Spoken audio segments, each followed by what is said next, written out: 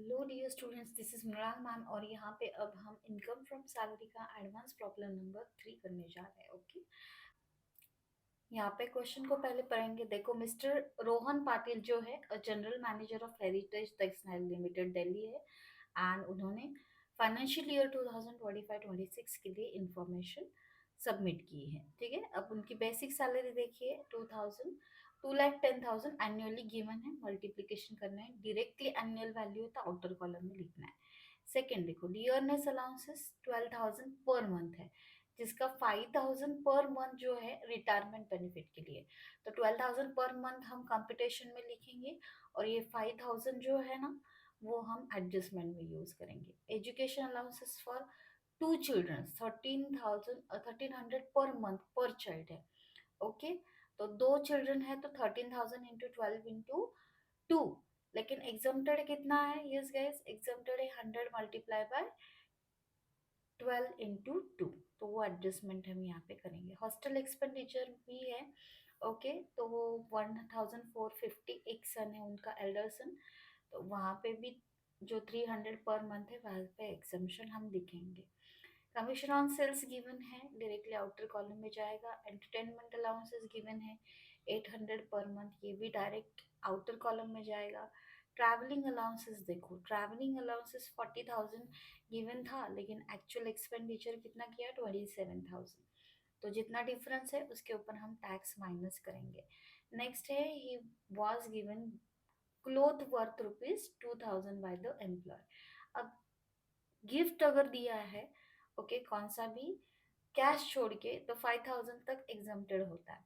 Next जो adjustment है, residential bungalow रहने के लिए दिया है, जिसकी वैल्यू है furniture fair rent of bungalow is 12,000 per month है and rent paid by Rohan, मतलब यहाँ पे रेंट पे कर रहा है रोहन। तो पहले हम क्या करेंगे, घर का जो वैल्यू है उसकी कैलकुलेशन करेंगे, valuation of accommodation at concessional rate, और उसके बाद रोहन जितना पे कर रहा है उसमें से माइनस करेंगे। ठीक है, नेक्स्ट है, a watchman and a cook are provided by the company, each paid ₹1,400, तो ये फुल्ली टैक्सेबल है।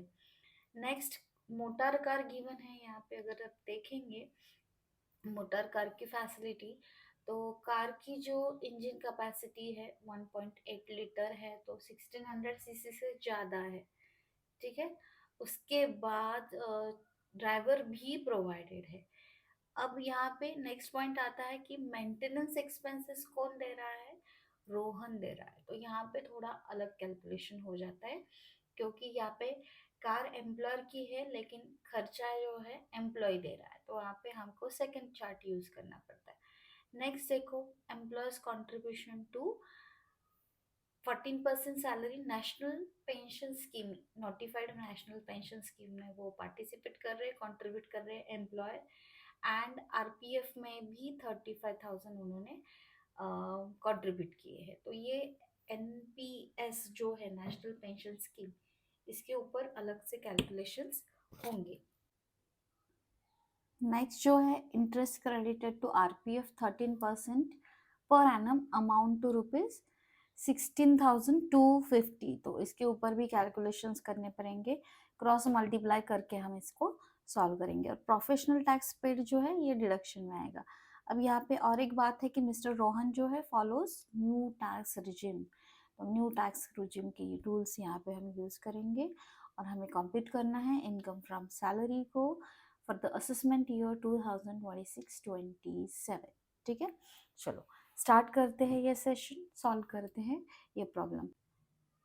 तो यहाँ पे अभी हम स्टार्ट करेंगे सॉल्यूशन पार्ट को, लेकिन आपको सबसे पहले तो ये क्वेश्चन को नोट डाउन करके लेना है और फिर इसे सॉल्व करना है। ठीक है, अब यहाँ पे देखो हेडिंग देना है हमें सबसे पहले तो computation of taxable income from salary of mister Rohan Patil for the assessment year 2026-27, and यहाँ पे न्यू टैक्स रिजिम को वो फॉलो कर रहे हैं, ऐसे भी लिखना है।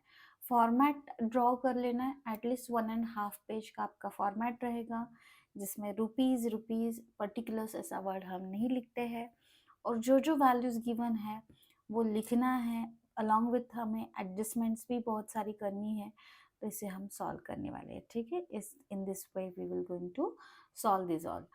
अब सबसे पहले तो वन बाय वन हम कवर करेंगे। यहाँ पे बेसिक सैलरी देखो क्वेश्चन में डायरेक्टली गिवन थी 2,10,000, वो मैंने आउटर कॉलम में लिख लिया। नेक्स्ट जो है yes dearness allowances 12,000 per month, ये भी गिवन था। 1,44,000 जो है आउटर में लिख लिया। चिल्ड्रन एजुकेशन अलाउंसेस के बारे में 13,000 मल्टीप्लाई बाय 2 मल्टीप्लाई बाय 12, 31,200 ये गिवन था। और एग्जम्प्टेड फ्रॉम टैक्स कितना है ये हमें याद रखना है। देखो तो in this case exempted from tax होता है 100 multiply by 2 for 2 childrens multiply by 12 months, तो 2,400 आएगा। तो माइनस करके यू विल गेट 28,800। नेक्स्ट उनका एल्डर सन जो था हॉस्टल एक्सपेंडिचर अलाउंसेस उनको मिल रहे हैं। तो हॉस्टल एक्सपेंडिचर अलाउंसेस में ये कैलकुलेशन हमें करने 1,450 मल्टीप्लाई में एक ही चिल्ड्रन जिसको हॉस्टल एक्सपेंडिचर अलाउंसेस मिल रहे हैं वो मल्टीप्लाई बाय 12, तो इसकी अमाउंट आएगी 17,400। और एग्जम्प्टेड फ्रॉम टैक्स जो है हॉस्टल का 300 multiply by 1 multiply by 12, 36,002, outer में 13,800 आएगा। ठीक है, तो क्वेश्चन में मोस्टली हम सीक्वेंस वाइज ही जा रहे हैं, तो आपको क्वेश्चन के साथ साथ ये पॉइंट्स को मैचअप करना है। ठीक है, कमीशन जो है गिवन 20,000 वो मैंने डायरेक्टली आउटर में लिख लिया है। एंटरटेनमेंट अलाउंसेस 800 पर मंथ था, वो भी आउटर में लिख लिया है 9,600। ठीक है, अब यहाँ तक तो आप कर ही लेंगे। उसके बाद ट्रैवलिंग अलाउंसेस ऑफिशियल टूर के लिए उनको 40,000 रुपीज़ मिला था, लेकिन उन्होंने एक्सपेंसेस जो है एक्चुअली जो किया है 27,000 है। तो 40,000 से माइनस करो 27,000, 13,000 आउटर कॉलम में आपको लिखने हैं। अब क्लोथ गिवन थे फ्री कॉस्ट में, तो ऐसा कुछ भी गिफ्ट इन काइंड मतलब पैसे छोड़ के कोई भी गिफ्ट मिलता है तो 5,000 पर मंथ जो है वो एग्जम्प्टेड फ्रॉम टैक्स होता है। तो आउटर में नील ही लिखना है क्योंकि 2,000 कॉस्टिंग के जो है क्लोथ गिवन थे, तो आउटर में आपको नील लिखना है। अब वैल्यूएशन ऑफ अकोमोडेशन, क्योंकि उनको घर दिया है रहने के लिए, बंगलो दिया है रहने के लिए, अब उसका कैलकुलेशन करना है। और यहाँ पे valuation of accommodation at concessional rate ऐसे लिखना है। इसके ऊपर वर्किंग नोट नंबर 1 हमें बनानी है। तो आपको थोड़े यस फॉर्मेट के नीचे वर्किंग नोट नंबर 1 बनानी पड़ेगी।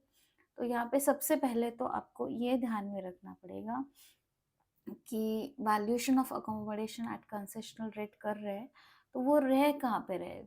तो एक ध्यान रखो यहाँ पे कि अगर मेट्रो सिटी में रह रहे हैं तो उसका पॉपुलेशन जो है 40 lakhs के ऊपर ही होता है और वैल्यूएशन जाता है 10% ऑफ सैलरी।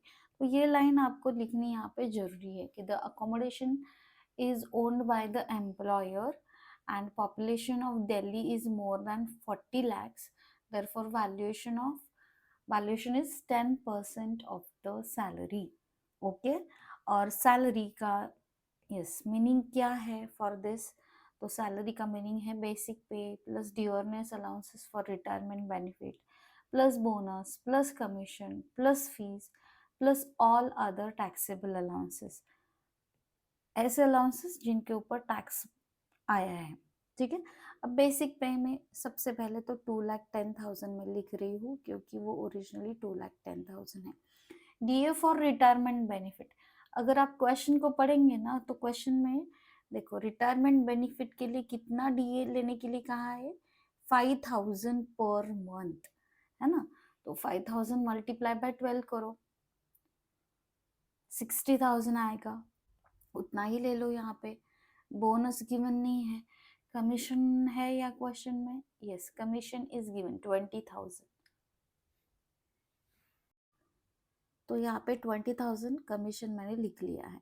फीस तो नहीं है, ऑल अदर टैक्सेबल अलाउंसेस देखो। अब टैक्सेबल अलाउंसेस कैसे फाइंड आउट करने हैं, तो देखो एंटरटेनमेंट अलाउंसेस 9,600 ये टैक्सेबल अलाउंसेस है। हॉस्टल एक्सपेंडिचर भी टैक्सेबल है, मतलब जो आउटर कॉलम में वैल्यूज आई है ना, जो अलाउंसेस के आउटर कॉलम में वैल्यूज आई है, एजुकेशन अलाउंसेस, हॉस्टल वाले allowances, entertainment allowances, travelling allowances, ये सभी अलाउंसेस जो है ये टैक्सेबल अलाउंसेस है। टैक्सेबल मतलब ये जो अमाउंट है बाहर के कॉलम में लिखी उसके ऊपर उनको टैक्स देना पड़ रहा है, तो ये सब यहाँ पे आएंगे। तो देखो चिल्ड्रन एजुकेशन का 18,800 टैक्सेबल है, हॉस्टल का 13,000, यहाँ पे 13,800 टैक्सेबल है, प्लस 9,600 एंटरटेनमेंट अलाउंसेस का टैक्सेबल है, ट्रैवलिंग अलाउंसेस का भी 13,000 टैक्सेबल है। तो ऐसे आपको ऑल अदर टैक्सेबल अलाउंसेस की लिस्ट को यहाँ पे लेना पड़ेगा। अब इन सब की अगर आप टोटल करके देखेंगे तो इट इज 3,55,200, जिसके ऊपर वैल्यूएशन हमने कैलकुलेट किया, valuation of accommodation 10% on this amount is 35,520। Okay, और उसमें से आपको माइनस करना है रेंट पेड बाय एम्प्लॉय, ठीक है, एम्प्लॉय जो रेंट पे कर रहे हैं वो माइनस करना है। तो यहाँ पे मैं थोड़ा ये शिफ्ट कर देती हूँ लाइन को, क्योंकि इसमें से हम 35 से माइनस करेंगे रेंट पेड बाय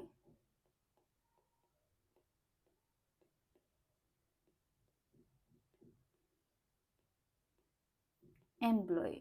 रोहन भी पे कर रहे हैं कुछ, है ना, तो how much he is paying question में गिवन है, एक बार देख लेते हैं। तो rent paid by him is 31,000 per annum, ठीक है, तो 31,000 माइनस करो, कितना आ रहा है फिर, सो यहाँ पे 35,520 माइनस 31, सो इट्स 4,520, तो ये टैक्सेबल रहेगा। ओके, सो यहाँ पे मैं आउटर में 4,520 लिख रही हूँ, which is with the reference of working note number 1, बहुत ही ज्यादा इंपॉर्टेंट वर्किंग नोट है। नेक्स्ट पॉइंट यहाँ पे था क्वेश्चन में, अगर आप देखेंगे तो वॉचमैन एंड कुक जो प्रोवाइड किए हैं 1,400 पर मंथ उनको मिल रहा है ईच, ठीक है, तो दोनों का 1,400 पर मंथ, 1,400 पर मंथ आप ऐसे लिखो, आउटर में लिख सकते हो या दोनों को टोटल करके आउटर में लिख सकते हो, कैसे भी।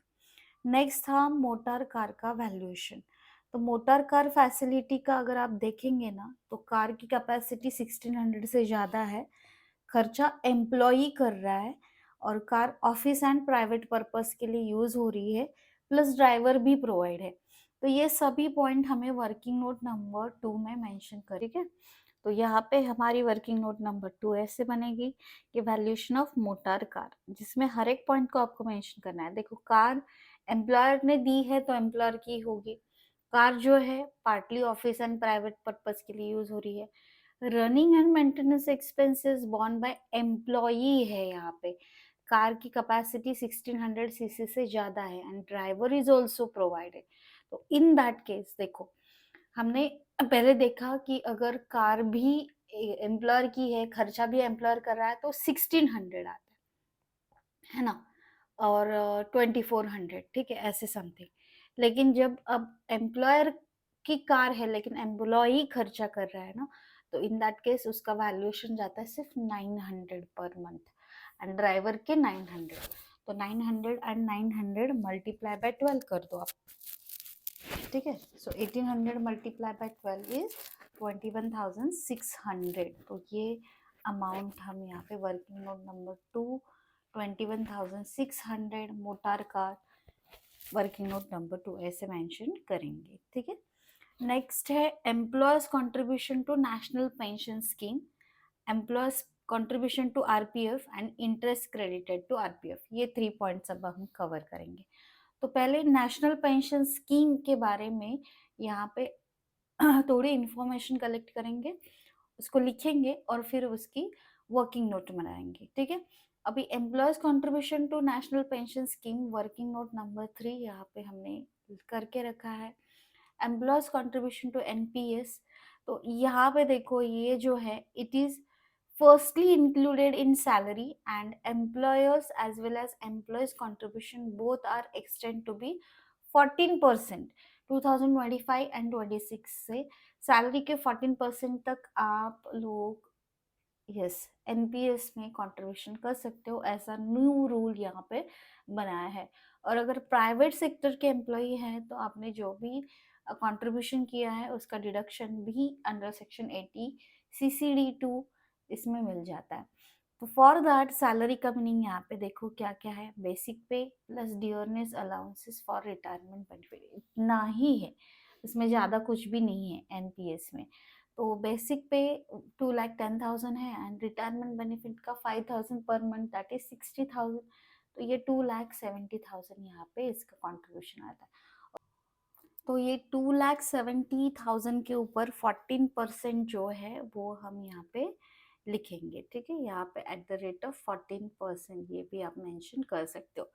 तो वो कैलकुलेट करके कितना आता है एक बार आपको देखना पड़ेगा। तो यहाँ पे 37,800 है, आप खुद कैलकुलेट करके देख लो, ठीक है, थोड़ा टाइम हम बचा रहे हैं लेकिन कैलकुलेशंस आप खुद करके ही देखना, ठीक है। उसके बाद आरपीएफ का है, आरपीएफ का उन्होंने कंट्रीब्यूट कितना किया है यहाँ पे क्वेश्चन में अगर आप देखेंगे तो 35,000 आरपीएफ का कंट्रीब्यूशन है, लेकिन एग्जम्प्टेड कितना है 12% of salary, and for that salary का मीनिंग जो है basic salary plus DA for retirement benefit plus commission at fix percentage. तो यहाँ पे वर्किंग नोट 4 बनाई है मैंने, कंट्रीब्यूशन टू आरपीएफ, सैलरी का मीनिंग बेसिक पे plus DA for retirement benefit plus commission at fix percentage. तो बेसिक पे यहाँ पे है dearness allowances for retirement benefit 5,000 पर मंथ है, सो 2,10,000 प्लस 60,000 2,70,000 ये आ गई सैलरी। उसके ऊपर अगर आप 12% कैलकुलेट करोगे तो 2,70,000 के ऊपर 12% आता है 32,400। ओके, ये आप कैलकुलेट करके देखना और माइनस करके आउटर में जितना भी आता है वो अमाउंट है 2,600।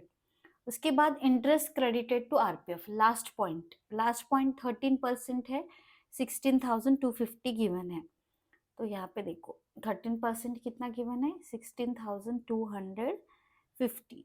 तो अभी 9.5 कैसे आप कैलकुलेट करेंगे, तो 16,250 मल्टीप्लाई बाय 9.5 डिवाइडेड बाय 13, क्योंकि इसका क्रॉस मल्टीप्लीकेशन से ही आंसर हम निकालते हैं हमेशा, ठीक है। तो इट इज 11,875 आउटर में माइनस करके 4,375 यहाँ पे आ जाएगा, ठीक है। और इन सभी वैल्यूज की टोटल हम इसे कहते हैं ग्रॉस सैलरी। तो ये ग्रॉस सैलरी मतलब आउटर कॉलम के सभी वैल्यूज की टोटल होती है, जो यहाँ पे आ रही है 5,43,695, जिसमें से आपको डिडक्शंस को माइनस करना है। ओके, स्टैंडर्ड डिडक्शन देखो, न्यू टैक्स रिजिम अगर आप फॉलो कर रहे हो तो standard deduction is 70,000 and professional tax last value given है 2,500। तो यहाँ पे 72,500 है, 5,43,695 में से 72,500 आप माइनस करोगे तो इन दोनों का जो डिफरेंस है वो हमारा इनकम फ्रॉम सैलरी होगा, और वो हमारा इनकम फ्रॉम टैक्सेबल या टैक्सेबल इनकम फ्रॉम सैलरी हम इसे कहेंगे। तो जिनको डिटेल में ये सब पढ़ना है please join our Telegram channel, जहाँ पे very basic to advanced all some मैंने कवर कर दिए हैं, ठीक है। लिंक डिस्क्रिप्शन बॉक्स में है और इसका आंसर आपको कमेंट करके बताना है कि आपका इनकम फ्रॉम सैलरी या टैक्सेबल इनकम ऑफ सैलरी कितना आ रहा है, ठीक है। चलो, thank you for watching. Calculator खुद यूज़ करो, सॉल्व करो एंड कैलकुलेशन चेक करो। कुछ भी क्वेरी या डाउट आए तो आप मुझे कमेंट बॉक्स में कमेंट करके पूछ सकते हो, ठीक है। बाकी डिटेल में तो आपको टेलीग्राम पे ही सेशंस मिलेंगे। Thank you for watching and see you soon with the next useful video.